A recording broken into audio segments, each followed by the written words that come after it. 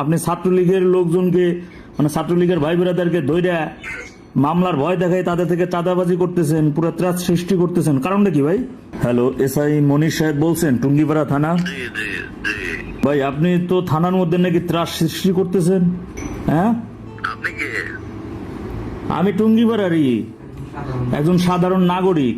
আপনি ছাত্রলীগের লোকজনকে মানে ছাত্রলীগের ভাই ব্রাদারকে ধইরা মামলার ভয় দেখায় তাদের থেকে চাঁদাবাজি করতেছেন, পুরো ত্রাস সৃষ্টি করতেছেন, কারণটা কি ভাই? কিসের চাপ? কিসের চাঁদাবাজি? মানে মামলার ভয় দেখাইয়া তাদের থেকে টাকা পয়সা নেন, এরপরে মিথ্যা মামলায় ঢুকাই দিতেছেন, কারণটা কি? এটা ওসিরে বলেন না কেন?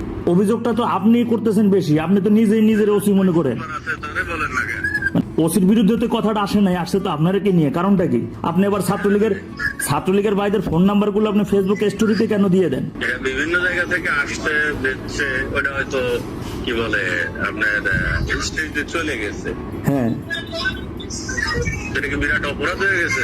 না না অপরাধ নেই, এটা তো একটা প্রাইভেসি। আপনি লিক করলেন না, এটা কেন অপরাধ হবে না? এটা কেমন কথা বলেন আপনি? মোবাইল নাম্বার আপনার কাছে আছে না? হ্যাঁ, এতে কি আমার প্রাইভেসি নষ্ট হয়ে গেছে? না না আপনি একজনের নাম্বার আপনি ফেসবুকে লিক করে দিবেন, আবার বলতেছেন এতে কি আপনি কি আমাকে আইন শেখাচ্ছেন নাকি ভাই? এই যে কোন এভিডেন্স ছাড়া আমার বিরুদ্ধে যেগুলো লিখতেছেন এগুলো কি করতেছেন? কি এই কারণে তো আপনাকে আমি ফোন দিছি। আপনি যেখানে দাঁড়াই আছেন, আপনি যে টুঙ্গিপাড়াতে, ওই টুঙ্গিপাড়া আমার বাড়ি, আপনি ওখানকার অতিথি।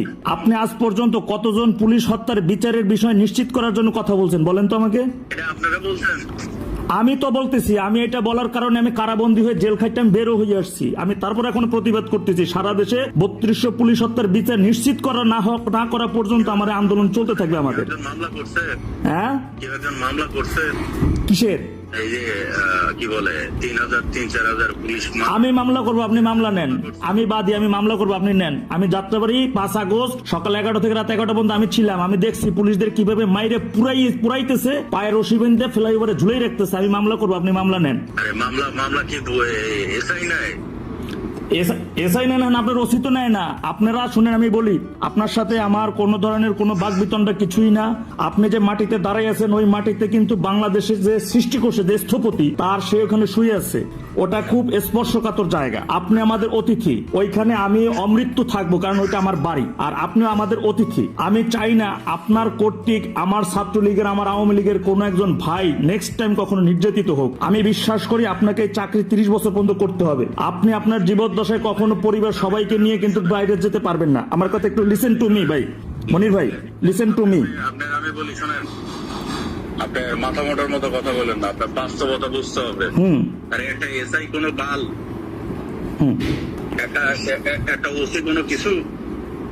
রাষ্ট্রযন্ত্র যদি আপনার ফেভার না করে আপনি কিছু করতে পারবেন না? না, ওখানে আমি রাষ্ট্রযন্ত্রের বিরুদ্ধেই এই অবৈধ অগণতান্ত্রিক। আপনি যাকে সেলুট দিচ্ছেন, আপনি সবসময় শুধু এতটুকুই মাথায় রাখবেন, আপনি যাকে সেলুট দিচ্ছেন তার হাতে পুলিশের রক্ত লেগে আছে। আপনি যাকে সেলুট দিচ্ছেন তার হাতে 5 আগস্ট গত তারা 7.62 স্নাইপারের মাধ্যমে আমার শিক্ষার্থী ভাই, আমার সাধারণ ভাইকে ওরা হত্যা করছে, সেই রক্ত লেগে আছে। এটা আপনাকে মাথায় রাখতে হবে ভাই। আমাদের মাথায় আছে দেখি আজকে 15 মাস ঘর ছাড়া, বাড়ি ছাড়া, দেশ ছাড়া, স্বদেশ ছাড়া। আপনার দল কি করতেছে দেখেন না, কি করতেছে না। এই মাতৃভূমি তৈরির জন্য আমার পূর্বপুরুষ জীবন দিয়ে গেছেন। আমরাও আমাদের মাতৃভূমি রক্ষার জন্য কিন্তু আমার দরকার আপনাদের সহায়তা। ক্ষমতা ব্যাক পাওয়ার জন্য আপনারা সব ধরনের সবকিছুই করলেন। এই যে এতগুলো পুলিশ মারা গেল, কি করলেন? আর তাদের হত্যার বিচারের জন্য কি করলেন আমাকে এতটুকু বলেন। না, পুলিশ হত্যার জন্য আমি কি করছি? আপনি একজন পুলিশের সহকর্মী, আপনি কি করছেন? আপনার ভাই হত্যা কেন, আপনি কি করছেন? কিছু করার নাই, আমার তো কিছু করার নাই, কারণ তো রাষ্ট্রযন্ত্র যদি বাইরে চলে যায়, মানে এর বিরুদ্ধে থাকে, কি করার আছে পুলিশ? কিন্তু আপনি তো ঠিকই আমার ছাত্রলীগের ভাই ব্রাদারকে খুঁজে বের করতেছেন, তাদেরকে আপনি ঘর ছাড়া বাড়ি ছাড়া করতেছেন, আপনি তো ঠিক এটা করতেছেন। আমি শুধু একটা কথা বলবো মনির ভাই, আপনাকে চাকরি কিন্তু 30 বছর করতে হবে। আর বাংলাদেশের ইতিহাসে আওয়ামী লীগ ফিরে আসেন, এই ধরনের কোনো বাংলাদেশের ইতিহাসে আওয়ামী লীগ অনেকবার নিষিদ্ধ হয়েছে, এটা কোনো ব্যাপার না, এটা কোনো ফ্যাক্ট না। এই সমস্যা কিন্তু আমার সামনে আগামীতে থাকবে না। আপনাকে কিন্তু বাংলাদেশের মধ্যেই থাকতে হবে। আমি আপনাকে কোনোভাবে ভয় দেখাচ্ছি না, আমি শুধু আপনাকে সত্যটা মনে করে দিতে চাই। আমি শুধু আপনাকে সত্যটা মনে করাই দিতেছি। আর কিছুই না, বাস্তবতাকে মেনে নিতে হবে। আমার বয়স ভাই কি বলে 70-80 বছর না। আমি জানি আপনার বয়স 70-80 বছর না, কিন্তু আমি শুধু এতটুকু জানি আপনাকে চাকরি 30 বছর করতে হবে, আর আপনি আপনার সবাইকে নিয়ে বাংলাদেশ ছেড়ে যাইতে পারবেন না, আমি এটা জানি। ঠিক আছে, ঠিক আছে, আমি শুধু আপনাকে এতটুকু মনে করাই দিতেছি, আর কিছুই না। যা করতেছেন ফেরত আসেন, এই পর্যন্ত এনাফ ইজ এনাফ। ওই মাটি আমার, ওইটা আমার জন্মভূমি। ওসিরে ফোন দেন।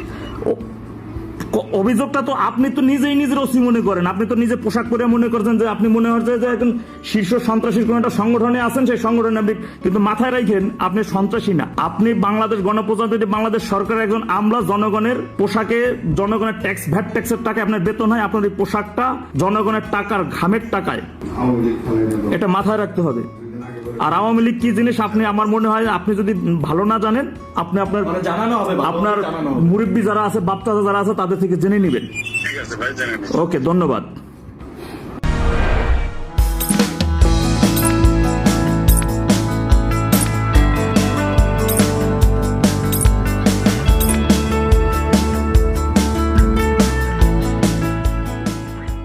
পলাতক শেখ হাসিনা 1 বছর পরও মাটিতে নামলেন না, জনগণের মুখোমুখি হলেন না, তবে আক্রমণ চালিয়ে গেলেন ভার্চুয়ালি। প্রশ্ন উঠছে, এই কি জননেত্রীর দায়িত্বশীলতা? শেখ হাসিনার ভাষণে ছিল একগুচ্ছ হুমকি, পুরনো অভিযোগ আর বিরোধীদের দোষারোপ। কিন্তু প্রশ্ন হচ্ছে, নির্বাচন নিয়ে কোনো জবাব নেই। ডক্টর ইউনূস, সেনাবাহিনী, গণমাধ্যম সবাইকে একহাত নিলেন, অথচ নিজের দলের ভেতরের দুর্নীতি নিয়ে একটাও কথা বললেন না। তিনি দাবি করলেন দেশ উন্নয়নের পথে, কিন্তু সেই উন্নয়ন কি শুধুই ভার্চুয়াল? যেখানে জনগণ নেই, গণতন্ত্র নেই, ভোট নেই, সেখানে কিসের উন্নয়ন? 1 বছর ধরে দেশের বাইরে থেকে ভার্চুয়াল বক্তৃতা দিলেও তিনি দেশে ফিরছেন না কেন? জনগণের সামনে দাঁড়াতে ভয় পাচ্ছেন কেন? আইন আদালতের মুখোমুখি না হয়ে কেবল হুমকি ধামকি দিলেই কি নেতৃত্ব প্রমাণিত হয়? এটাই কি সেই নেতৃত্ব যার উপর বাংলাদেশ ভরসা রাখবে? বাংলাদেশের ভবিষ্যৎ কি ভার্চুয়াল বক্তৃতায় বন্দী থাকবে, নাকি জনগণ এবার নিজেদের সিদ্ধান্ত নেবে মাঠে নেমে? আপনার মতে শেখ হাসিনার ভার্চুয়াল বক্তব্য কি বাস্তব রাজনৈতিক দায় এড়ানোর চেষ্টা, নাকি কৌশলগত পাল্টা আক্রমণ? তো আজকে এই পর্যন্তই, কিন্তু প্রশ্নগুলো এখানেই শেষ নয়। এই দেশ, এই রাজনীতি, এটা আমাদের সবার। আপনি, আমি, আমরা সবাই মিলে গড়ে তুলব সচেতনতার একটা মঞ্চ।